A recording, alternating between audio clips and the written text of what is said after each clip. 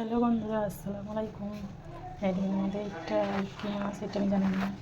এটা রুই মাছ, বড় বড় রুই মাছের পিস এনেছে আমার হাজব্যান্ড।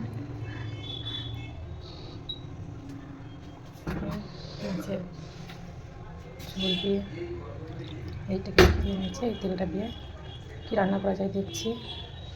এরকম বন্ধু কত কথা এনেছে। এখানে শসা, গাজর, আদা রসুন, এবং ফুলকপি, বাঁধাকপি,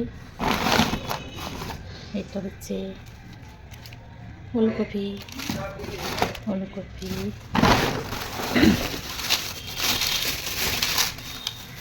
টমেটো, হচ্ছে কাঁচা লঙ্কা,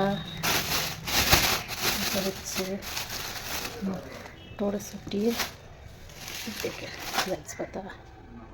আচ্ছা।